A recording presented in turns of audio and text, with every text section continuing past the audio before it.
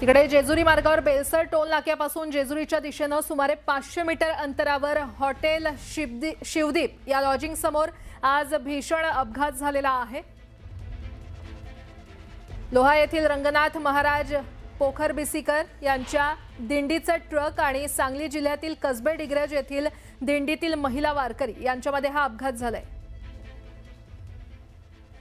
आणि या दुर्दैवी घटनेत 3 वारकऱ्यांचा मृत्यू झाला असल्याचं कळतंय, तर 3 जण जखमी आहेत। मोठी बातमी आपण पाहतोय। अतिशय दुर्दैवी घटना घडलेली आहे। पुणे जेजुरी जवळ टेम्पोची वारकऱ्यांना धडक बसली आणि या अपघातात 3 वारकऱ्यांचा मृत्यू झाला असल्याचं कळतंय। 3 महिला वारकऱ्यांचा मृत्यू झाल्याची माहिती मिळते।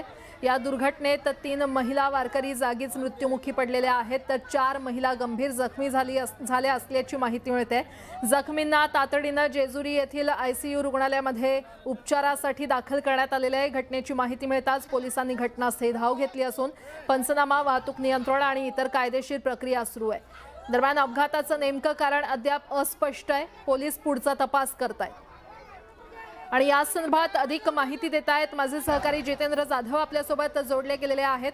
जितेंद्र, अतिशय दुर्दैवी घटना घडली आहे, काय अपडेट? अगदी खरं आहे। आपण बघतोय की सकाळी महिला वारकरी पायी चालत जात असताना जेजुरी जवळचे जे हॉटेल शिवदीप लॉजिंग समोर 500 मीटरच्या अंतरावर ही घटना घडली।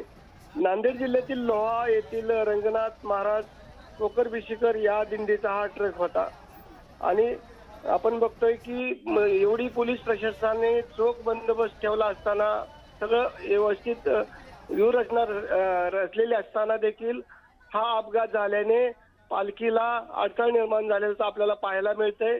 एकंदरीत पोलीस प्रशासनाने याबाबत आता कठोर निर्णय घेणं महत्त्वाचे आहेत। ज्यावेळेस पायी वारकरी चालत असतील त्यांच्या दुसऱ्या बाजूला वाहनांची गर्दी असू नये याची देखील दखल घेतली गेली पाहिजेत आणि रात्रीच्या वेळेसच असे ट्रक वारकरी ज्यावेळेस चालत असतात अशा वेळेस हे ट्रक किंवा वाहनांची वर्दळ होऊ नये यासाठी प्रशासनाने सतर्कता आता बाळगली पाहिजेत। आपण बघतो की मागे देखील नीरा येथे वारकऱ्यांना न घेऊन जात असताना ट्रक नीरा नदीमध्ये पडला आणि 8 वारकऱ्यांचा त्यामध्ये दुर्दैवी मृत्यू झाला। आणि आज आपण बघतोय की पायी वारकरी चालत असताना हा ट्रक अचानक महिलांच्या कळपामध्ये घुसला आणि यामध्ये 3 महिलांना चिरडल्याचं आपल्याला पाहायला मिळालं, तर 4 महिला ह्या गंभीर जखमी आहेत। आता अजून प्रशासनाकडून काय दखल घेतली जाते याची देखील आपल्याला पाहावं लागणार आहे। जितेंद्र, हा अपघात नेमका कसा झाला आणि चालकाला आता ताब्यात घेण्यात आलेला आहे का? अजून आपल्याला अधिकची माहिती मिळते। हा अपघात कसा झाला, चालकाचे नियंत्रण सुटलं का, अचानक हा ट्रक महिलांच्या दिंडीमध्ये घुसला हे आपल्याला कळू शकलं नाही। परंतु ज्यावेळेस पोलीस आपल्याला याची माहिती देतील त्याच वेळेला आपल्याला कळू शकेल की हा अपघात कशामुळे झाला। चालकाचे नियंत्रण सुटलं का, चालकाचे ब्रेकवरून पाय निसटला हे आपल्याला नंतरच कळेल की ज्यावेळेस पोलीस प्रशासन याबाबत आपल्याला अधिकची माहिती देईल। जितेंद्र, या अपघातात किती जणांचा मृत्यू झालाय, किती जण गंभीर जखमी आहेत, कोणत्या रुग्णालयात त्यांच्यावर उपचार सुरू आहेत, या संदर्भात काही कळू शकलंय का? जेजुरीच्या खाजगी हॉस्पिटलमध्ये 4 महिलांना उपचारासाठी दाखल करण्यात आलेला आहे, तर 3 महिलांचा यामध्ये जागीच मृत्यू झाल्याची आपल्याला माहिती मिळालेली आहे। अधिक पोलीस प्रशासन सतर्कतेने घटनास्थळी पोहोचलेले आहे। जखमींना खाजगी रुग्णालयात उपचारासाठी नेण्यात आलेलं आहे। जर जेजुरीमध्ये त्यांच्यावर उपचार होणार नसतील तर पुण्याच्या खाजगी हॉस्पिटलमध्ये देखील त्यांना रवाना करण्यात येणार असल्याची देखील आपल्याला माहिती मिळते।